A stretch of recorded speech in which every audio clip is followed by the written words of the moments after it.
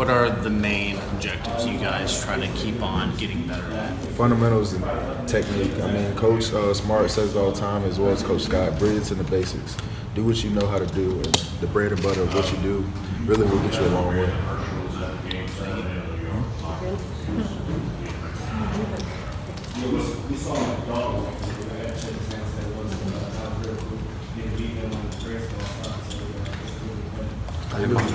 Y'all talked last week about wanting to improve the run defense a lot and working a lot on striking.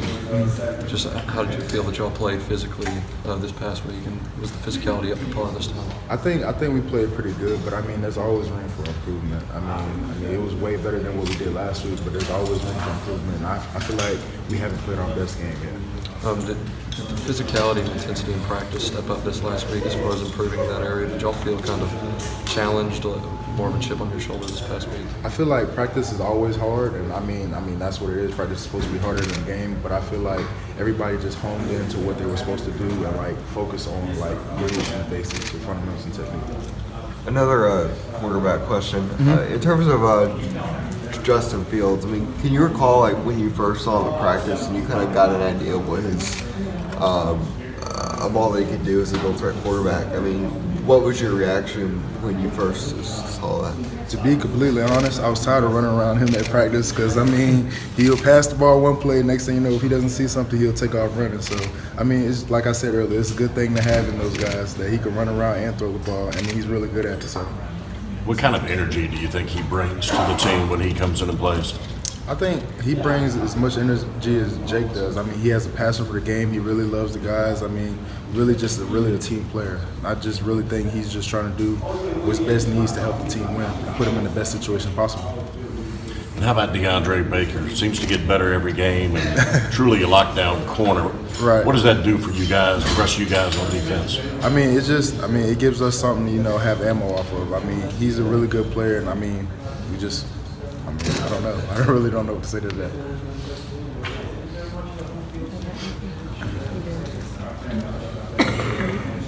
Where do you think the team is right now after 5 games? Just kind of a midterm progress report. I think we're pretty good. I mean, I feel like we still have a lot to improve on. I mean, I don't think we played our best game yet because I mean it's either been selfish or foolish penalties, I should say, and just a lack of discipline and focus and composure and all that. So, I mean, I feel like we just haven't played our best game yet.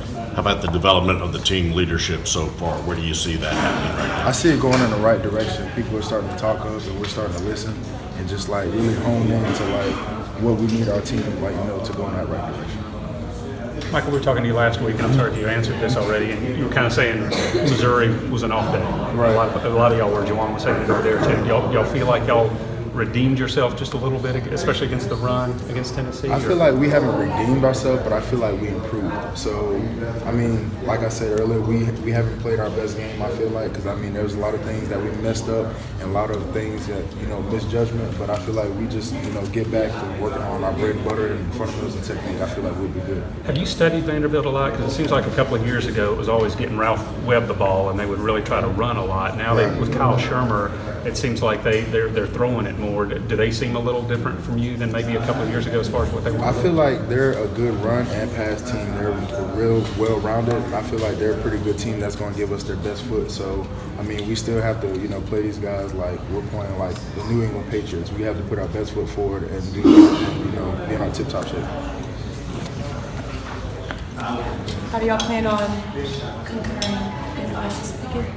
I feel like just working on fundamentals and technique. I feel like if we focus on those things, I feel like it'll be a good game and hopefully in our favor.